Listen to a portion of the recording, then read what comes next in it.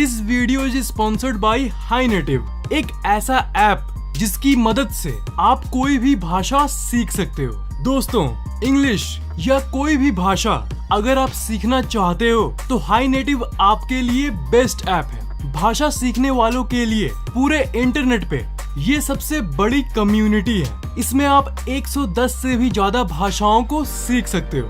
आप इंग्लिश की कोई भी शब्द को बोल के रिकॉर्ड करके पोस्ट कर दो, फिर वहाँ की कम्युनिटी ही आपको बताएगी कि उस शब्द को कैसे बोलना है। वहाँ की फ्रेंडली कम्युनिटी से आप पूछ सकोगे कि आपकी प्रोनाउंसिएशन सही है कि नहीं। सिर्फ भाषाओं के बारे में ही नहीं, किसी भी देश के कल्चर के बारे में आप यहाँ कोई भी क्वेश्चन पूछ सकते हो। इसमें प्रीमियम ऑप्शन भी अवेलेबल है। आप इस ऐप को फ्री में यूज कर सकते हो, पर अगर आपको पसंद आए तो आप इसका प्रीमियम वर्जन अपग्रेड कर सकते हो। तो अगर आप इंग्लिश सीखना चाहते हो तो ये आपके लिए बेस्ट ऐप है। इंग्लिश सीखने की बात सुनते ही कुछ लोग कहेंगे कि इंग्लिश को तुम इतना इम्पोर्टेंस क्यों दे रहे हो भाई? इंग्लिश तो सिर्फ एक भाषा है, इंग्लिश से किसी का तो सामर्थ्य तय नहीं होता। हाँ, ये बात तो सच है कि अगर कोई इंग्लिश जानता है तो वो महान नहीं बन जाता और हमें हिंदी को बढ़ावा देना चाहिए। पर फिर भी अगर असल जिंदगी को देखें तो आजकल की मेजॉरिटी लोगों की सोच वही हो गई है। वो आपकी बुद्धि को इंग्लिश से जोड़ते हैं और दुनिया के 80 से 90% लोग यही मानते हैं। इंग्लिश के जरिए आप किसी को भी इम्प्रेस कर सकते हो और इसी के चलते आपको बेसिक इंग्लिश तो आनी ही चाहिए। मैं जानता हूँ कि आपके अंदर की डर क्या है। आप यही सोच रहे होंगे कि अगर मैं गलत इंग्लिश बोल दिया तो क्या होगा। भाई, पहली बात तो डरोगे तो कुछ नहीं कर पाओगे, और क्या हो अगर मैं बोलूं कि आप अगर थोड़ा सा गलती इंग्लिश भी बोलोगे तब भी लोगों को सही लगेगा। जी हाँ, और ये होगा कॉन्फिडेंस के जरिए। आपके शरीर में ओजस नाम का एक तत्व होता है और वो ओजस सबके अंदर होता है, और ओजस इज इक्वल टू कॉन्फिडेंस। मतलब अगर आप एक कॉन्फिडेंट तरीके से कुछ भी बोलते हो तो लोगों को वो सही लगता है। ये है ओजस यानी कॉन्फिडेंस की शक्ति। और एक बात ये भी है कि लोगों को पूरी 100% इंग्लिश थोड़ी ना आती है। स्वामी विवेकानंद का एक कोट है, उन्होंने ये कहा था, वन मैन में speak beautiful language and beautiful thoughts but they do not impress people. Another man speaks neither beautiful language nor beautiful thoughts, yet his words charm. Every movement of his is powerful. That is the power of ओजस। इसका मतलब एक इंसान बहुत ही अच्छी बातें बोलता है, पर फिर भी लोग उसकी बातों को सुनने में इंटरेस्टेड नहीं होते हैं। और एक दूसरा इंसान है जो ना ही अच्छी बातें कहता है और ना ही कोई सच्ची बातें, पर फिर भी वो बात लोगों को बहुत अच्छी लगती है। यही शक्ति है ओजस की। तो अब आप मान सकते हो कि इंग्लिश सीखने का पहला स्टेप है कॉन्फिडेंस। कॉन्फिडेंस बड़ी अट्रैक्टिव चीज है, इसलिए अपने बोलने के तरीके में कॉन्फिडेंस लाओ।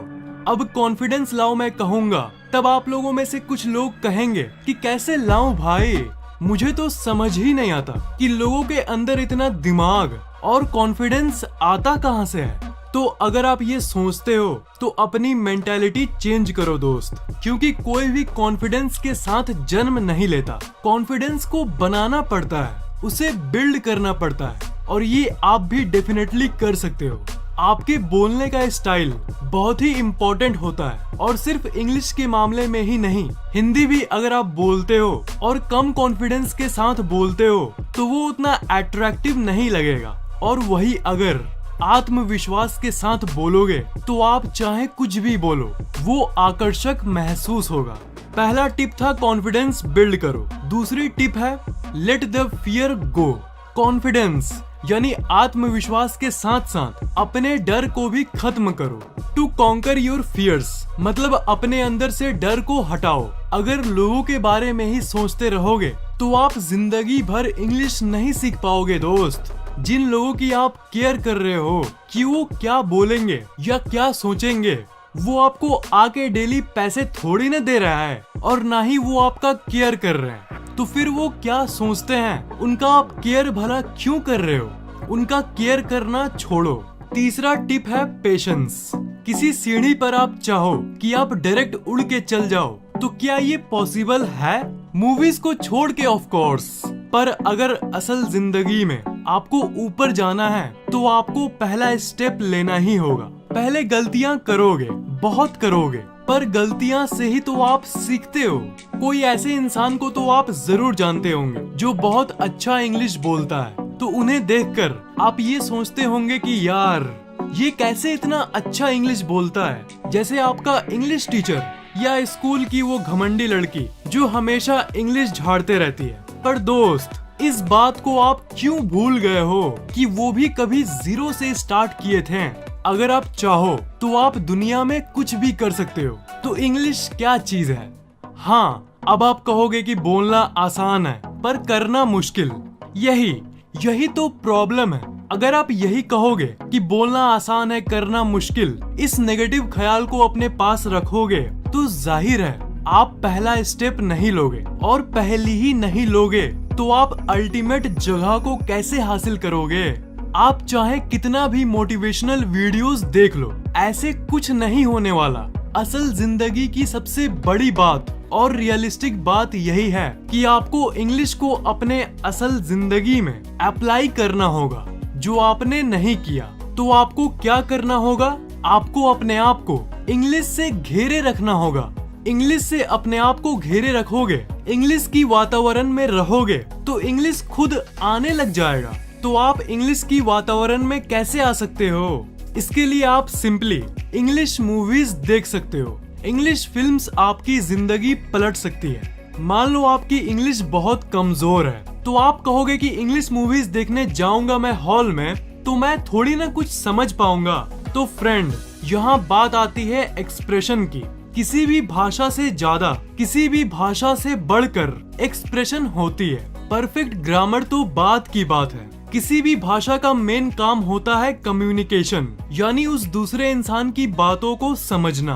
तो आप इंग्लिश मूवीज में जब एक्सप्रेशंस एंड बॉडी लैंग्वेज को देखते हो तब आप ऑटोमेटिकली ही उस इंग्लिश के स्वैग में ढलने लगते हो। मतलब यही है कि हर इंग्लिश के शब्द के साथ एक एक्सप्रेशन जुड़ी होती है और आप धीरे धीरे दोनों को रिलेट कर पाते हो।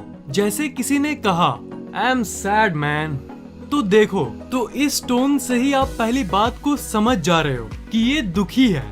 और जनरली इस बात को सब जानते हैं कि सैड का मतलब होता है दुखी होना। तो इस लाइन को मूवीज में देखकर आपको भी यही बोलने का मन करेगा। ऐसा होता है ना कि मूवीज में आप जो देखते हो तो आपको वैसे ही करने का मन करता है। मैं एक बार ब्लैक पैंथर देखने गया था। तो ब्लैक पैंथर एक हेलमेट मास्क पहनता है। तो फिल्म खत्म होने के बाद जब मैं बाइक पर अपने दोस्त के साथ घर जाने बैठा और वो ब्लैक हेलमेट पहनने गया तो मुझे ब्लैक पैंथर वाला फील आने लगा। फिर मैंने अपने दोस्त को कहा, यो वकांडा फॉरएवर। तो ऐसा ही होता है, ये ह्यूमन नेचर होता है। तो आप फिल्म की डायलॉग्स को कॉपी करो और उसे बोलने की आदत डालो। दुखी हो तो बोलो दोस्त को आई एम सैड मैन, और जनरली बोलो हाय बड़े, यो व्हाट्स अप ब्रो। चौथा टिप है रूटीन हैबिट। आपको मैंने 21 दिन के बारे में बहुत बार बताया है, तो उसका फायदा यहाँ भी ले लो। आप ये चाहते हो कि जब भी आप किसी से बात करो तो आपके मुंह से ऑटोमेटिकली ही इंग्लिश निकल जाए। तो ये नॉर्मल कंडीशन में तो होगा नहीं, ये तभी होगा जब आप इंग्लिश बोलने की आदत डालोगे। तो आप 21 दिन तक डेली इंग्लिश की लाइंस को बोलते रहो और 22वें दिन आप ये नोटिस करोगे कि बात बात में ही आपके मुंह से इंग्लिश निकल रहा है। 21 दिन बाद इंग्लिश वर्ड्स आपके सबकॉन्शियस माइंड में बैठ जाती है, और एक बार वो वहाँ बैठ गई तो फिर उसे वहाँ से कोई नहीं निकाल सकता, और जिंदगी भर आपको वो इंग्लिश वर्ड्स याद रहेंगे। 1 2 3 4 5 6 7 आप आज तक भूले हो? नहीं ना।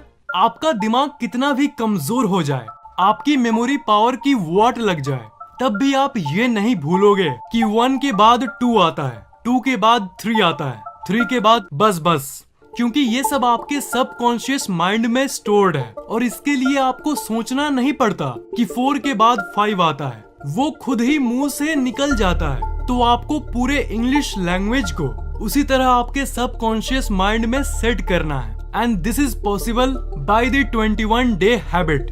5वां टिप है get more out of listening. आप इंग्लिश तभी बोल पाओगे जब आप लोगों को सुनोगे।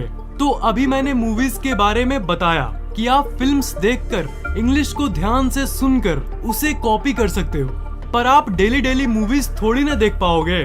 पर आप एक चीज का फायदा उठा सकते हो इंग्लिश सीखने के लिए, और वो है इंटरनेट।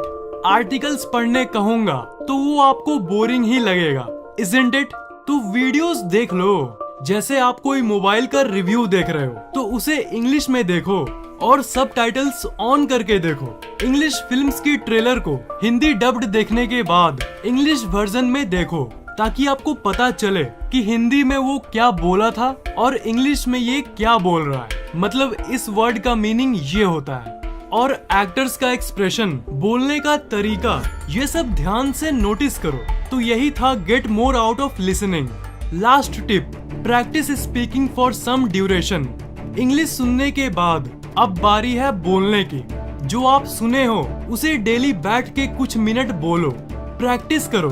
अगर सबके सामने बोलना थोड़ा ऑकवर्ड लगता है, तब धीरे धीरे अकेले में ही उसे कहते रहो और फिर जाके देखो कि वीडियोस में वो जैसे बोल रहा है आप वैसे ही बोल पा रहे हो कि नहीं। ये सब छोटी छोटी स्टेप्स लोगे तभी आप इंग्लिश सीख पाओगे। और अगर आप ये देखना चाहते हो कि आप इंग्लिश वर्ड को सही बोल रहे हो कि नहीं, तब आप मोबाइल एप्स का हेल्प ले सकते हो। हाई नेटिव में आप बोल के पोस्ट करके लोगों से पूछ सकते हो, इसलिए हाई नेटिव ऐप को डाउनलोड करना मत भूलना। इस ऐप का लिंक डिस्क्रिप्शन में मौजूद है, आप फ्री में डाउनलोड कर सकते हो। वीडियो कैसा लगा नीचे कमेंट जरूर करना दोस्त। वीडियो को लाइक और शेयर जरूर करना, और अगर आप इस चैनल पे नए हो तो सब्सक्राइब जरूर करना। और अगली वीडियो सबसे पहले पाने के लिए बगल वाले बेल आइकन को ऑन कर देना।